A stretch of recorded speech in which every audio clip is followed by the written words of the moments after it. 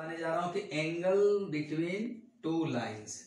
एक लाइन है मेरे पास L1, एक लाइन है मेरे पास L2, और इन दोनों के बीच जो एंगल होगा जो कि एक्यूट सेंस में होना चाहिए उसका वैल्यू हम कैसे निकालते हैं। तो हम लोग सबसे पहला काम क्या करते हैं कि दोनों लाइनों को देख लेना पसंद करेंगे कि वो एक्स एक्सिस के साथ क्या एंगल बनाती है। तो सपोज कर लेते हैं कि L1 जो है एक्स एक्सिस के साथ थीटा एंगल कंस्ट्रक्ट करता है, ऐसा हम सपोज कर लेते हैं। और L2 जो है वो एक्स एक्सिस के साथ जो एंगल बनेगा जिससे कि हम स्लोप फाइंड करते हैं, एंटी क्लॉकवाइज होना चाहिए, मैं आप लोगों को पहले ही बतला चुका हूं। तो इसे हम लोग मान लेते हैं बीटा। अब ये जो एंगल बीच में है इसे हम लोग क्या नाम दे देंगे, अल्फा। और इस एंगल को हमें पता लगाना है दोनों लाइन के बीच का, किस बेसिस पे, on the basis of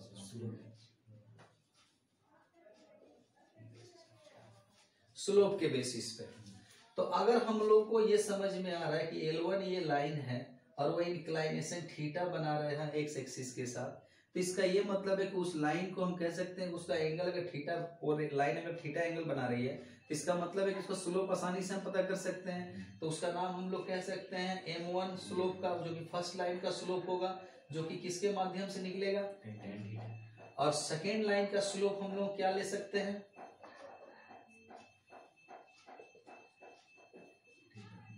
tan beta. तो M1 का वैल्यू टेन थीटा और M2 का वैल्यू टेन बीटा, ऐसा हम लोग मार्क कर सकते हैं क्योंकि हमने सीखा हुआ है कि लाइन का स्लोप कैसे निकाला जाता है। अगर इंक्लाइनेशन आपको पता हो तो आप इजीली आप लोग इस तरीके से निकाल सकते हैं। अब रह गया कि ये अल्फा एंगल एक्चुअल में फाइंड करना है अल्फा एंगल, पर कैसे फाइंड करेंगे उसको। तो आप लोग इस ट्राइंगल को देख रहे हैं, एक ट्राइंगल है ये, और ये ट्राइंगल में बीटा जो है वो एक्सटीरियर एंगल है। क्या है बीटा, एक्सटीरियर एंगल। और आप लोगों ने पढ़ा होगा कि जो एक्सटीरियर एंगल होता है वो इंटीरियर एंगल के सम के बराबर होता है। तो हम लोग यहाँ पर ज्योमेट्री से ये चीज भी सीखे हुए हैं कि exterior angle is equal to the sum of the interior angles. अब इससे यहाँ से हम लोग क्या करेंगे कि अल्फा का वैल्यू आसानी से प्राप्त कर सकते हैं, बीटा माइनस थीटा, इस तरह से। अब दोनों तरफ क्या करना है, हम लोग टेन यूज करना है, दोनों तरफ टेन यूज करना है इस तरह से। तो आप लोगों ने फॉर्मूला सीखा होगा टेन A माइनस बी का। तो यहाँ पर टेन अल्फा इक्वल हो जाएगा tan beta minus tan theta by 1 plus tan beta into tan theta.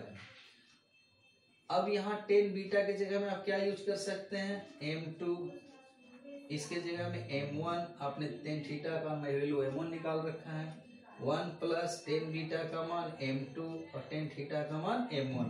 तो टेन अल्फा का वैल्यू इस तरह से आए। लेकिन एक बात हमें ध्यान रखना है, ये नेगेटिव ना आए, इसलिए हमें यहाँ मॉड की साइन देनी होगी, क्योंकि हमने पहले ही कह दिया है कि जो एंगल हम निकालने वाले दोनों लाइन के बीच का वो एक्यूट होना चाहिए, और एक्यूट एंगल टेन के रिस्पेक्ट में हमेशा पॉजिटिव वैल्यू देता है।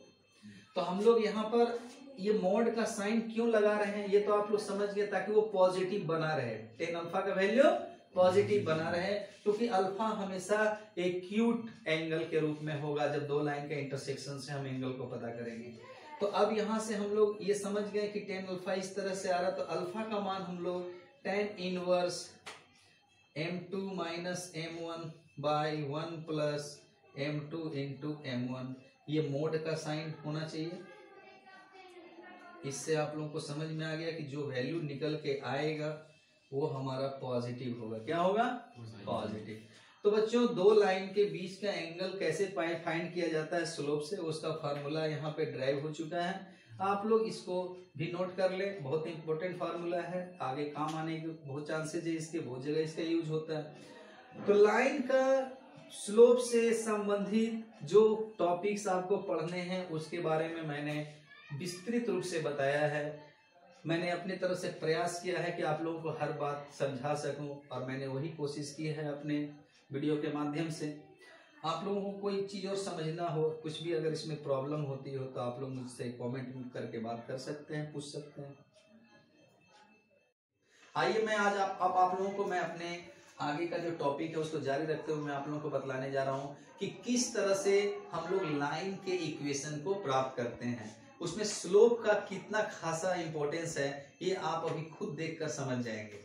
अभी अभी आप लोगों ने देखा कि कैसे स्लोप फाइंड किया जाता है, कैसे स्लोप के बेसिस पे आप पैरेलल लाइंस और परपेंडिकुलर लाइंस की जांच कर लेते हैं, फिर कैसे आप दो लाइन के बीच के एंगल को प्राप्त कर सकते हैं, सब स्लोप के बेसिस पे। अब हम लोग बात करेंगे स्लोप ही कैसे जनरेटर हो जाता है लाइन के इक्वेशन का।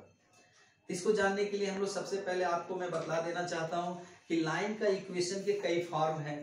तो सभी फॉर्म को मैं एक बार आप लोगों को बतला देता हूं, फिर बारी बारी से सबको ड्राइव करके दिखाऊंगा कि कैसे कौन सी लाइन का इक्वेशन कब बनता है और कैसे बनता है। तो आइए इक्वेशन ऑफ द लाइन के फॉर्म्स को जानते हैं।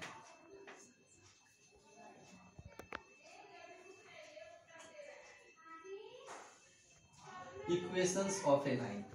लाइन के इक्वेशंस के बहुत सारे फॉर्म हैं और सभी फॉर्म का अपना अलग अलग तरीके से अलग अलग इस्तेमाल है, लेकिन सब है तो एक ही लाइन के इक्वेशन, सिर्फ बनाने का तरीका अलग अलग होता है। जैसे कि आप लोगों को मालूम है कि जब आप डोसा खाते हो तो भी चावल का ही मेन कंस्टिट्यूएंट उसका चावल ही होता है। चूल्हा खाते हो मेन कंस्टिट्यूएंट चावल ही होता है। आप उसका जो भी बना ले, चिल्ला बना के खाएं, चावल भात दाल बनाकर खाएं, सब चावल ही उसका मेन कंस्टिट्यूएंट्स है, लेकिन हम लोग अलग अलग तरीके में उसका इस्तेमाल करते हैं। उसी प्रकार से हम लोग यहाँ पे लाइन एक है, उसका इक्वेशन बनाने के जो तरीके हैं वो गिवन कंडीशन के हिसाब से बनाया जाता है, जिसके कारण उनका फॉर्म चेंज हो जाता है, लेकिन वो एक ही इक्वेशन का, एक ही लाइन का वो इक्वेशन होता है।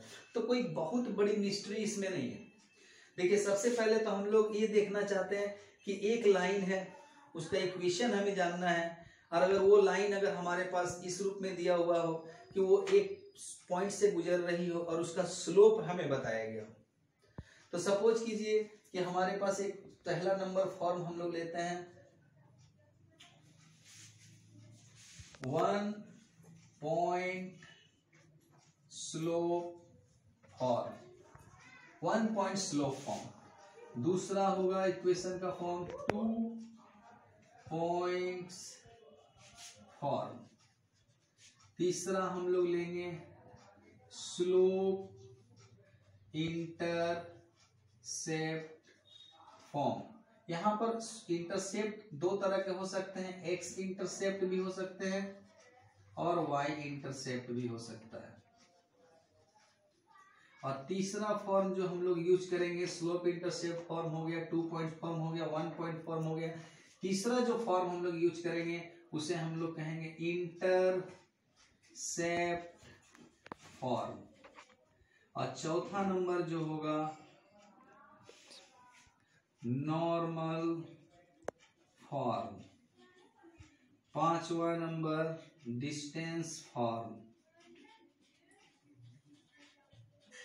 Distance form. यहां पर और एक है लाइन का equation parallel to x axis and parallel to y axis, parallel to x axis and parallel to y axis, ये भी फॉर्म में ही आएगा। अब इसके बाद हम लोग 1 पॉइंट फॉर्म को समझ, 1 पॉइंट फॉर्म हमने लिख दिया, 2 पॉइंट फॉर्म लिख दिया, स्लोप इंटरसेप्ट फॉर्म लिख दिया, इंटरसेप्ट फॉर्म लिख दिया, नॉर्मल फॉर्म लिख दिया, डिस्टेंस फॉर्म लिख दिया और parallel to x axis and parallel to y axis. तो 6 फॉर्म के बारे में आप लोग को जरूरत है पढ़ने की, और ये 6 फॉर्म को आपको मैं बारी बारी से बतलाऊंगा कि कैसे इसका हम लोग यूज करते हैं, कब इससे कौन सा फॉर्म कब कैसे बनता है। तो जैसे यहाँ पर नेमिंग से ही पता चल रहा है कि 1 पॉइंट स्लोप फॉर्म, यानी कि हमारी लाइन होनी चाहिए एक पॉइंट से गुजरते हुए और उसका स्लोप हमें पता हो। तो सपोज करिए कि एक लाइन है जिसका स्लोप हमें पता है और वो एक पॉइंट से गुजरती है, उस पॉइंट का नाम है x1 y1 और इसका स्लोप हम लोगों को पता है, क्या है वो स्लोप, m है। ये गिवन है कि लाइन का स्लोप हमें पता है और एक पॉइंट हमें पता है, हमें लाइन का इक्वेशन चाहिए। तो हम लोगों के पास लाइन का इक्वेशन जानने के लिए क्या करना होता है कि हमारे पास कोई तरीका ऐसा जो हम लाइन का इक्वेशन को रिप्रेजेंट करें। तो हम लोग इन दोनों के माध्यम से कैसे लाइन का इक्वेशन को रिप्रेजेंट करेंगे। तो सबसे पहला काम हमें क्या करना होगा कि हम इस लाइन पर एक अपने तरफ से पॉइंट लेंगे जो कि एक्स वाई होगा, जिसे हम कौन सा पॉइंट कहेंगे, आर्बिट्रेरी पॉइंट। आप लोग आर्बिट्रेरी पॉइंट के बारे में जानते हैं? आर्बिट्रेरी पॉइंट वो पॉइंट होता है जो उस लाइन पर जो भी पॉइंट होंगे उनके लिए वो यूज होगा। आर्बिट्रेरी पॉइंट इस लाइन पर तमाम जितने भी पॉइंट हो सकते हैं जिनके बारे में हमें नहीं पता, उन सब पॉइंटों को क्या नाम दिया जा सकता है, आर्बिट्रेरी पॉइंट। तो हम इस आर्बिट्रेरी पॉइंट को लेने के पीछे मेरा रीजन क्या था, क्यों, कैसे हम लोग उसका यूज कर रहे हैं, क्यों कर रहे हैं, ये जानना चाहिए। तो देखिए, कोई भी इक्वेशन बनाना है तो हमें कुछ तो बेसिक बात जानकारी में होनी चाहिए कि हम कैसे किसी चीज का इक्वेशन बना सकते हैं। तो इक्वेशन हम तब कहते हैं जब कोई अननोन पार्ट्स उसमें दिया हुआ हो, जो वेरिएबल टर्म में हो, तब हम उसे एक इक्वेशन कहते हैं। जब हमें सब कुछ पता है तो फिर तो वैल्यू हो गया वो तो फिर हमारा इक्वेशन नहीं कहलाएगा। तो हमें क्या करना है उस चीज को देखिए ध्यानपूर्वक कि हम लोगों ने अभी भी सीखा था कि स्लोप निकालने का फार्मूला क्या होता है, 2 पॉइंट फॉर्म से y2 माइनस और x2 माइनस, हमारे पास स्लोप गिवन है। क्या गिवन है, स्लोप। तो स्लोप निकालने के लिए 2 पॉइंट अगर हो या इंक्लाइनेशन हो तो हमें पता चल जाता है। यहाँ पर इंक्लाइनेशन की कोई चर्चा नहीं की गई है, तो हम लोगों को पॉइंट फॉर्म पर ही विचार करना होगा। तो देखिए, अगर एक पॉइंट ऑलरेडी हमें गिवन है x1 y1, तो दूसरी जो पॉइंट है नहीं पता है तो उसको हम क्या ले लेंगे, xy, और वो आर्बिट्रेरी पॉइंट कहलाएगी, वो पॉइंट आर्बिट्रेरी कहलाएगी। तो इसको x1 y1 समझा जाए और इसको x2 y2 इसको समझा जाए। तो उसको फिर अगर यहाँ पर पुट किया जाए इस इक्वेशन में, तो y2 का प्लेस कौन लेगा, y, और y1 का प्लेस तो y1 ही रहेगा, और x2 का प्लेस कौन लेगा, और ये x1 ऐसे ही रहेगा क्योंकि तो गिवन पॉइंट है। अब हम लोग इसको उठा के इधर लिख सकते हैं, तो हमारे पास इक्वेशन कुछ इस तरह से बन जाएगा। और यही इक्वेशन है हमारा लाइन का, जब वो किसी पार्टिकुलर पॉइंट से पास करती हो और उसका स्लोप दिया गया हो। इसे हम इक्वेशन क्यों कह रहे हैं, क्योंकि इसमें हमारे पास एक अननोन वेरिएबल्स मौजूद हैं। जब किसी भी रिलेशन में अननोन वेरिएबल्स मौजूद रहते हैं तो उसे हम इक्वेशन कह सकते हैं। अब समझ में आई बात। तो ये हो गया आपका फर्स्ट वाला जो इक्वेशन आएगा लाइन का, वो इस जो फर्स्ट फॉर्म है वो आपके यहाँ डिराइव हो चुका है। समझ में आ रहा होगा कि यहाँ स्लोप को ही यूज किया गया, नथिंग अदर देन स्लोप। ये जो मैंने रिलेशन बनाया है वो रिलेशन एक्चुअल में किसका रिलेशन है, स्लोप का, और वो अब लाइन का इक्वेशन हो गया। क्योंकि यहाँ पर x और y की जगह में हम कोई भी पॉइंट डालेंगे जो उस लाइन पर होगा तो वो वही सब स्लोप देगा जो स्लोप पहले से हमें उस लाइन का पता है। मान लिया जाए कि ये पॉइंट और ये पॉइंट के बीच से हम स्लोप निकाले तो वही आएगा जो हमें पहले से दिया हुआ है, तभी ना वो एक लाइन कहलाएगा। तो इसका ये जो कॉन्सेप्ट था कि एक्स वाई जो आर्बिट्रेरी पॉइंट के रूप में हम ले रहे हैं, वो क्या दर्शाता है कि आप ऐसे निकालो स्लोप या फिर डायरेक्ट जो स्लोप दिया हुआ सेम ही होगा।